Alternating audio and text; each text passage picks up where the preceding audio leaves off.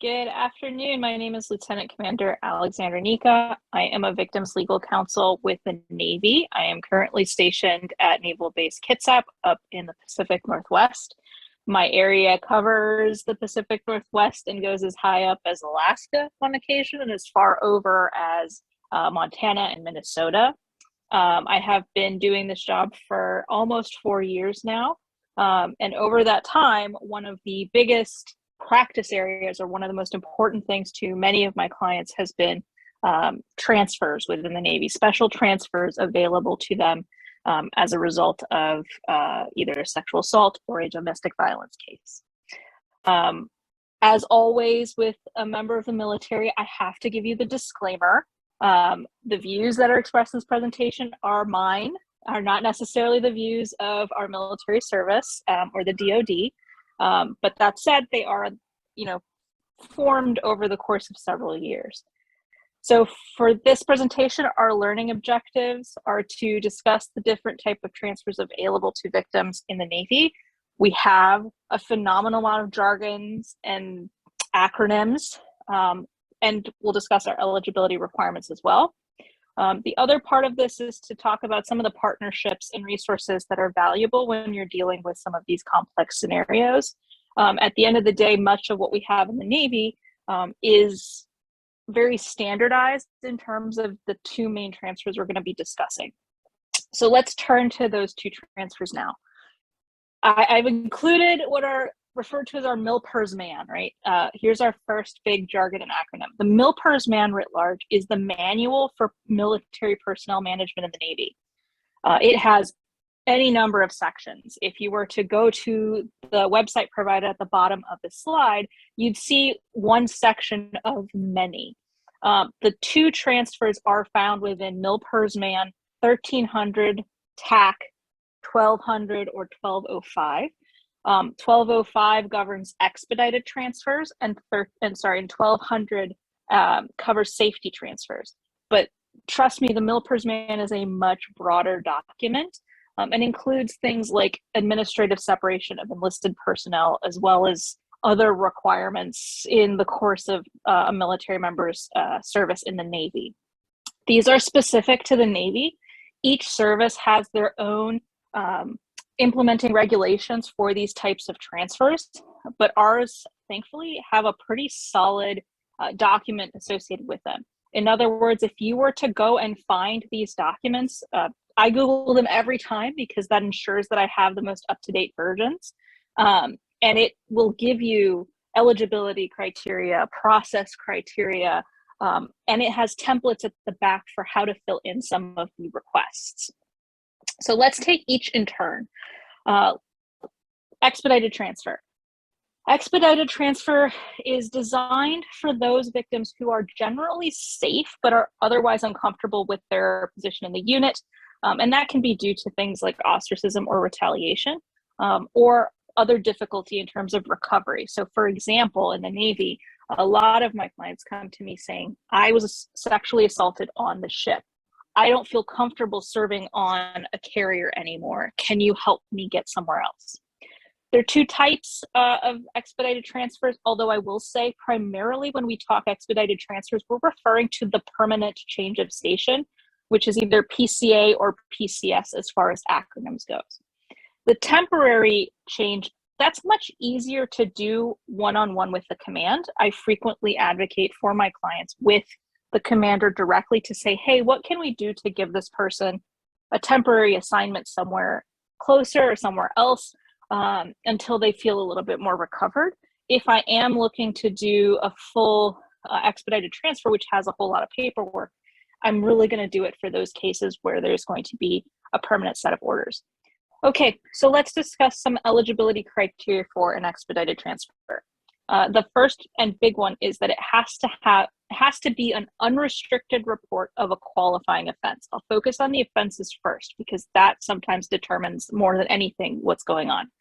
Expedited transfers are for sexual assault, other sexual misconduct cases, wrongful broadcast or distribution of intimate visual images, or stalking. If we are in a more traditional domestic violence type case, odds are it's not going to be an expedited transfer, and that we'll talk about a little bit later. Obviously, we've got, the sexual misconduct umbrella. Stalking is a little different, right? Stalking can be either in a DV case or it can be in a sort of standalone type case. I think this is where you sort of draw the distinction would be stalking of a non-family member or non-ex-family member. That would probably fall under the expedited transfer umbrella, as opposed to stalking of a dependent of some kind, which would probably fall more under the safety transfer. Now, we talked a little bit earlier about this being where somebody is considered safe but uncomfortable. That may change, right? Stalking is another spectrum scenario where you might feel initially very unsafe, in which case maybe that is a better transfer request under a safety transfer instead of an expedited transfer. The second piece of this point is unrestricted report.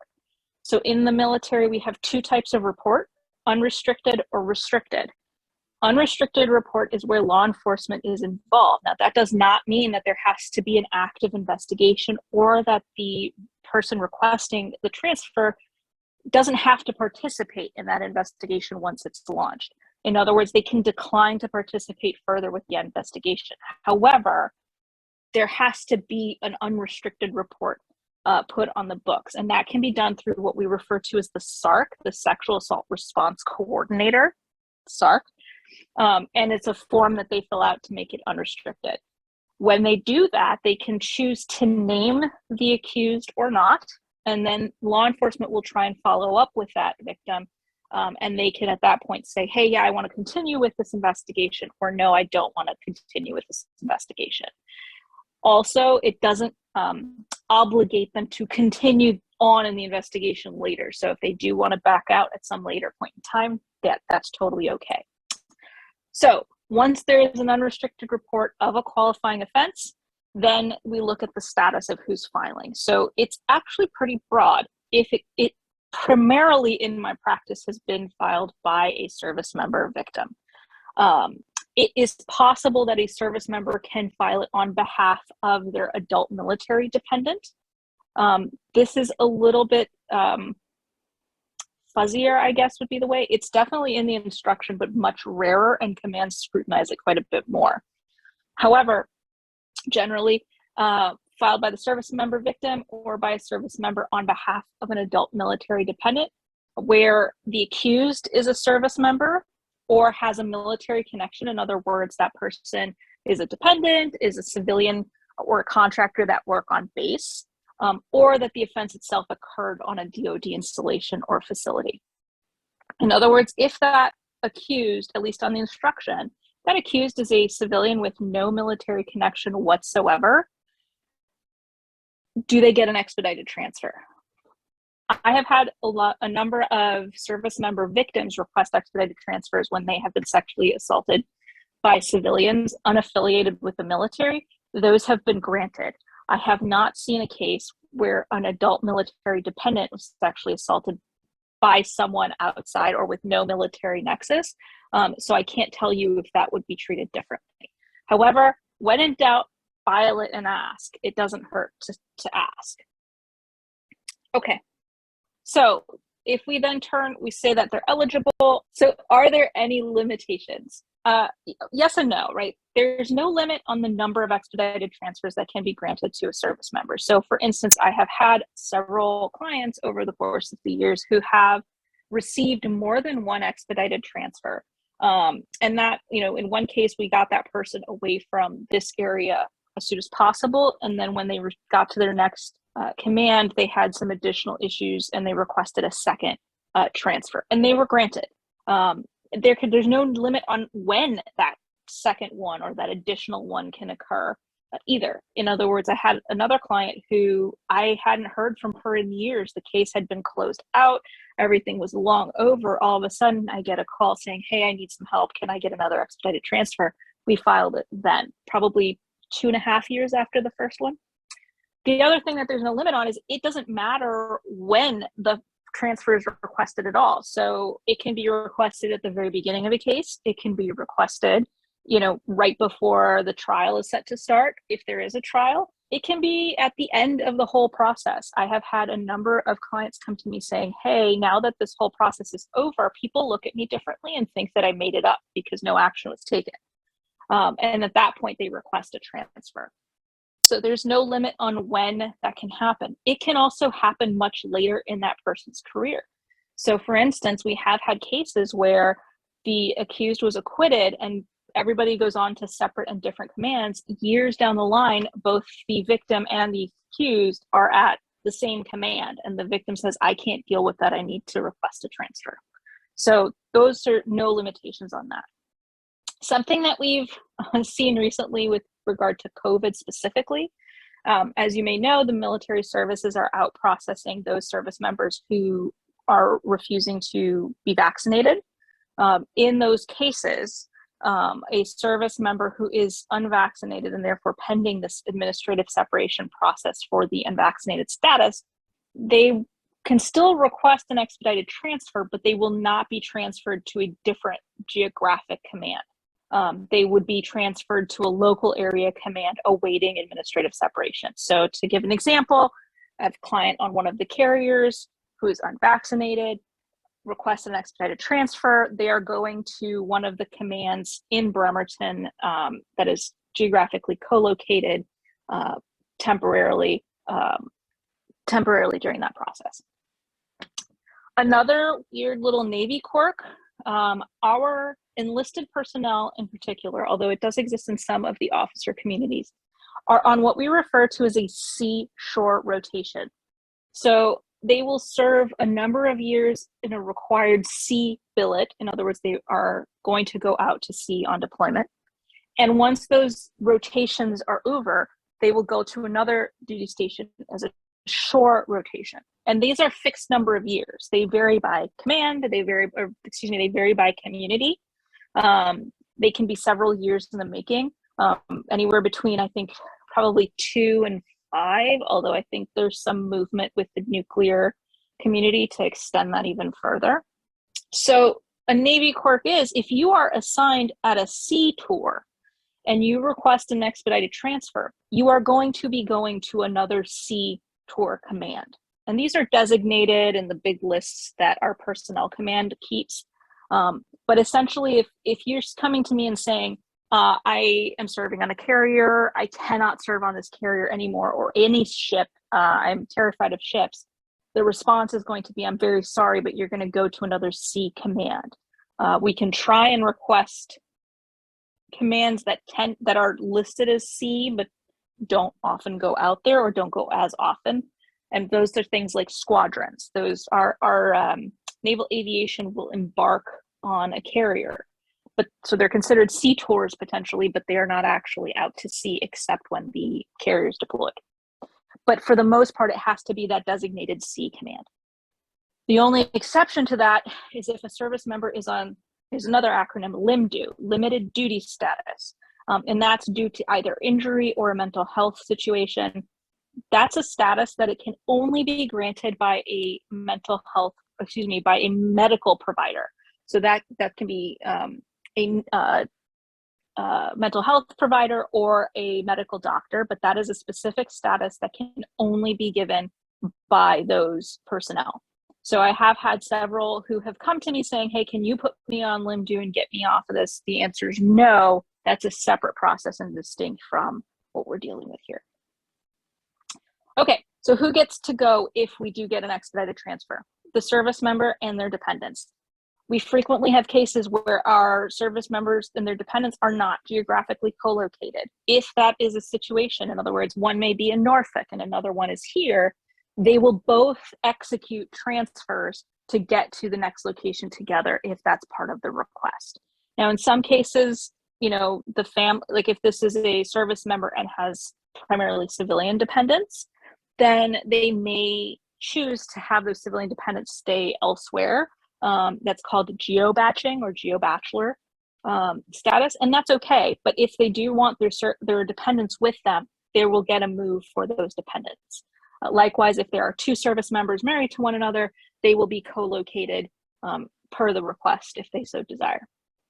Let's talk about steps in the process. This is, again, very well set out in that MLPERS man, tells you exactly what it is. And they even gave you a template example of what these letters look like. You can just fill in the blanks.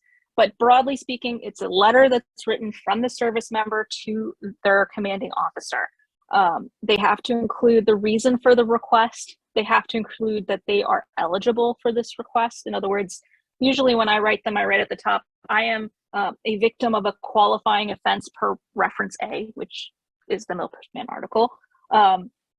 And the reason for the request will include some details, but I try and shy away from things like mental health diagnoses or anything else that could form part of a discovery request if this case is going to trial.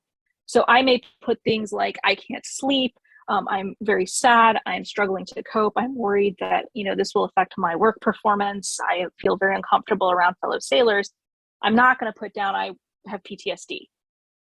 But those are things that you do want to include to some extent, because that, the way the command will then look at these is they'll look and see if there's a credibility determination and take action. Another thing that we put in there and is required is the top 3 location preferences. Now, I put a little beware sign, right? Do not put something on there that you can't accept. So in some cases, this is a bit of a flexible rule. And by flexible, I mean, I can put down any qualifying command in San Diego. I'm not putting down more than that, but that gives them any qualifying possibility within the area of San Diego. If they don't want to go to Norfolk, or they don't want to go to Hawaii, or they don't want to go anywhere else, don't put those places down, because they might get it. Another way to kind of work with this is to put down commands. If they've got really great friends on, the USS Bush, put down the USS Bush, because they might get it. So I frequently, if my clients don't have geographic preferences for 3 locations, I will sometimes put down an open-ended any qualifying command for the 1 location they want, or I may put down 3 different commands within that same area in the hopes that they get one of the ones that they want. And then, by the way, in the reason for the request, I will also put down, I am requesting this location because, and that may be because I have a support network there, I have family there, I know that there's resources available there that will aid me in my recovery, something to that effect that gives them a reason to send you to the place you're asking. And then lastly, if you are requesting your spouse or dependents to join you, that's another thing that you put down in your request at this point. So as I indicated before, the CO is going to take a look at this request and make a credibility determination. Now that sounds really strange, right? But it's not. This isn't like there's no standard of proof like a court martial or anything else like that. Is if I look at this, and I've also looking at my NCIS reports and any other advice I'm given, is there enough to say that this is a credible allegation? If, however, if they've got data that says you accuse somebody who's nowhere in the neighborhood of when this happened, they might not find you credible. So this is a presumption in favor of granting the transfer. I have yet in almost 4 years here to see one denied. There is very much it doesn't matter what the ultimate outcome of the case was. It doesn't matter if we're at post-acquittal. It's a question of, was this a credible report, and let's get that person somewhere else. So although there is a credibility determination, there are very limited circumstances where a CO will say no. When they disagree, it goes through extensive review, including flag review, before it gets disapproved. And I think regulations are currently changing, although they haven't been implemented in follow-on regulations. But the DoD is soon to have sort of a victim participation in that disapproval process. In other words, a victim can appeal those findings.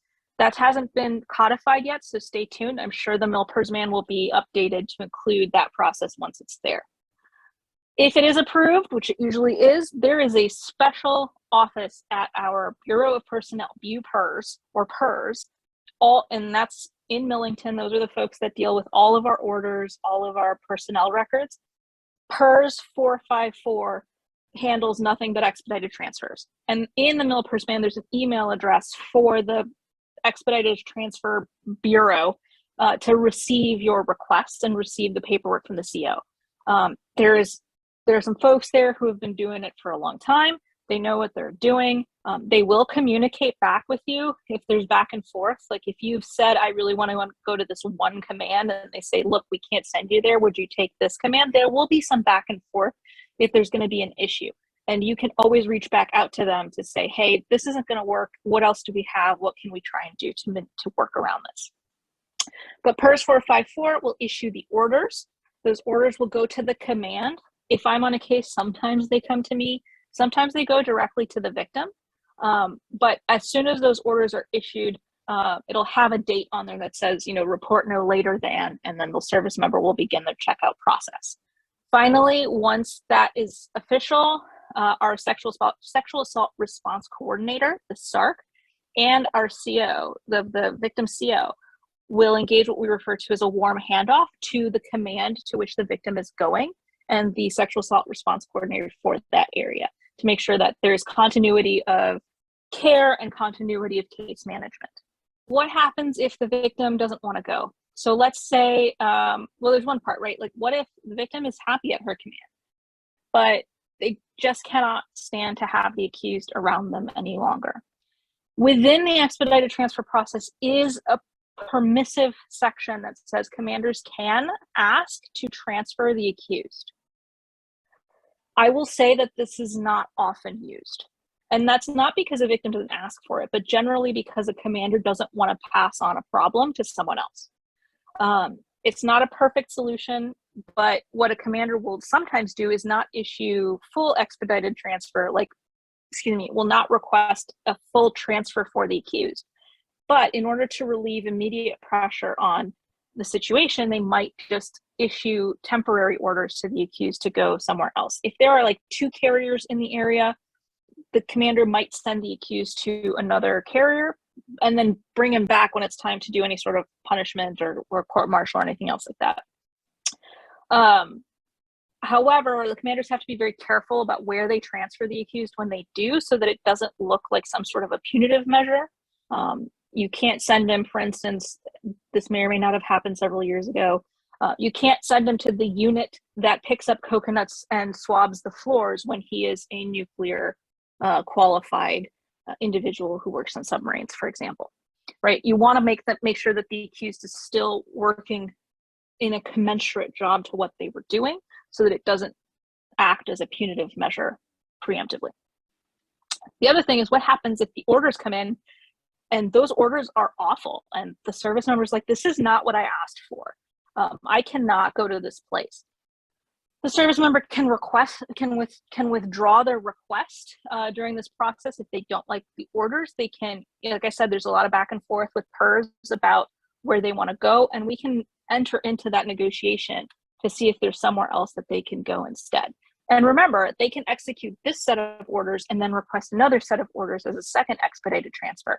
But generally, if we can catch it early so that they never do that first transfer if they don't want it and they're vocal about it, that's another way to deal with it.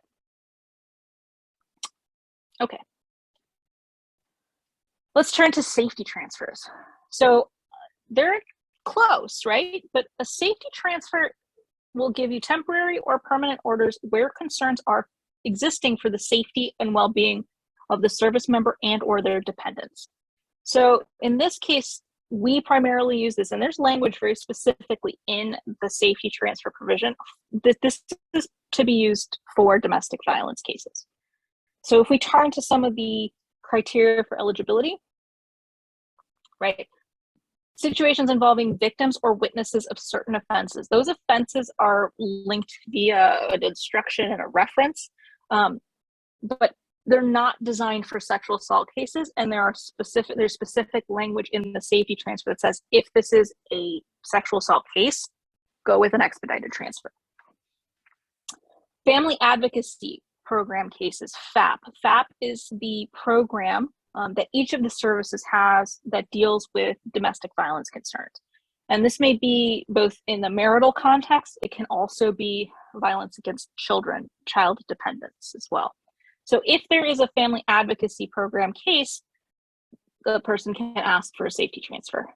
Victims of violent crimes, that is not defined, but I think you make the argument that a crime is a violent one. and that can be grounds for a safety transfer, or instances in which threats have been made against service member, spouse, or dependents. So this all centers on the idea of physical safety from what you can see here. This can be requested by a service member or by affected dependents. I will say that in my experience here, this has been almost uniformly, without doubt, been requested by the dependents who are alleging that the service member was abusing them. So it's a letter, again, has almost universally been done by the affected dependents. A commander, again, much like in an expedited transfer, a safety transfer is a letter between the person requesting the transfer and the commander. Now, if it's a dependent requesting it, it's going to be the commander who owns the spouse, so who owns the service member. That's the person who's going to make the determination and pay for the move. So the letter template is also included in the MIL-PERS man. You can see what it looks like, but broadly speaking, the letter's got to address, what are the issues involved? Why are you requesting this? And the commander will take into account all of the circumstances, but will also take into account the input from the service member. So this can be a problem where the service member is the offender or the alleged offender. So the commander is going to ask both sides, sort of, why do you want this? And then what do you think about this before making a determination? What pops up as a concern here is, what if they're in the process of getting a divorce?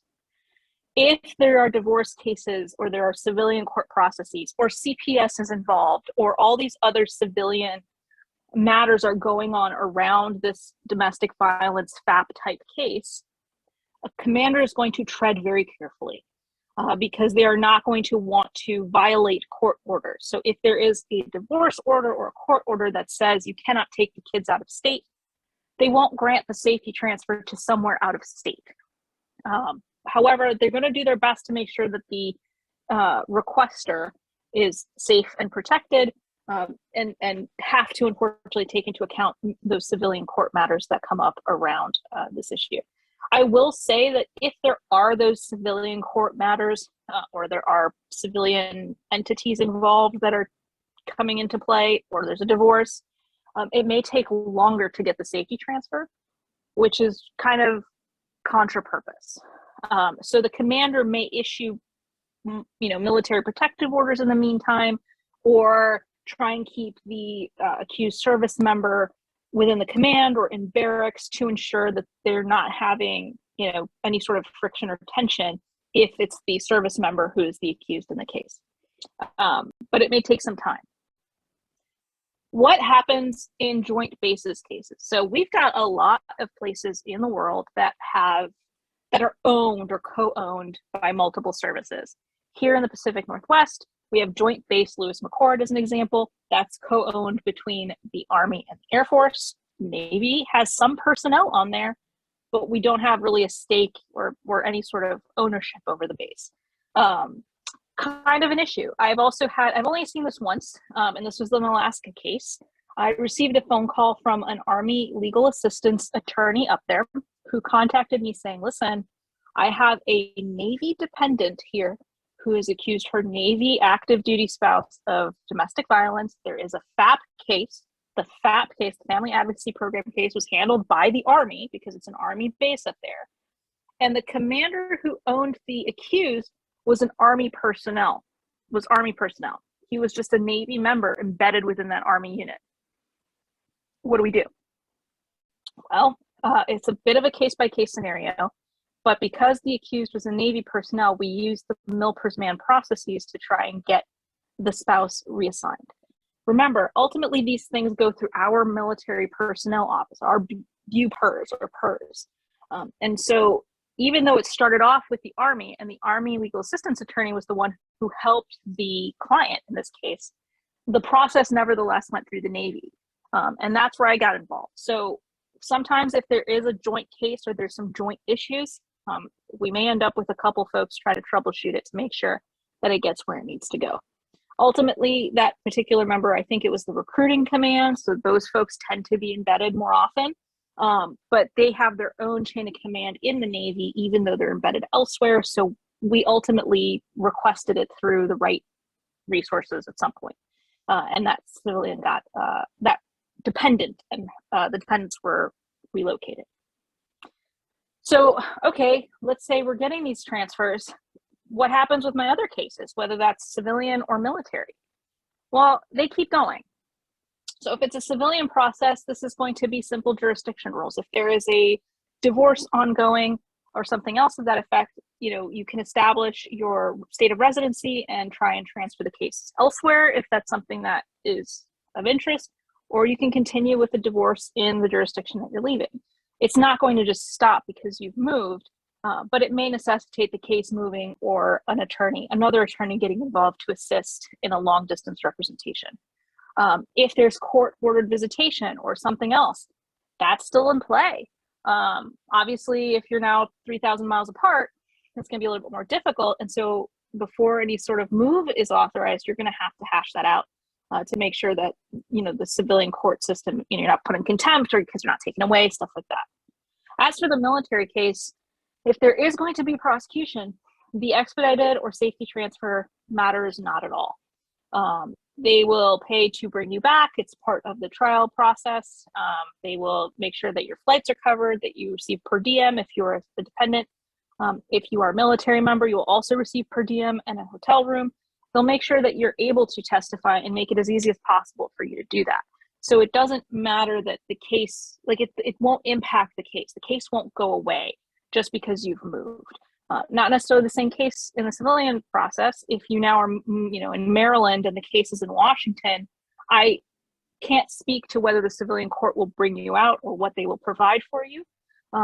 But at least for the military side of the house, the case keeps trucking just fine. The last question we got, and I know that this was part of a conversation with, the course when we're talking about the toolkit writ large, are there any other options? And the thing that came up a lot was sort of this relocation for hardship, for humanitarian reasons. I will say there is a Milpersman, paragraph on that too. But if you read it carefully, you'll realize that it's not designed to do what the expedited or the safety transfer are for. Humanitarian transfers are for very limited cases, specifically things like death in the family, severe illness, dependency. If now all of a sudden you have custody of this child, you need to be in a particular area.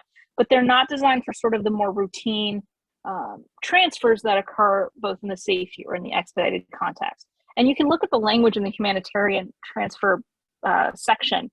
It's very strong. It has to be something extraordinary, just because, they even recognize it, specifically saying at some point, military life is hard. This is not designed to alleviate normal hardships.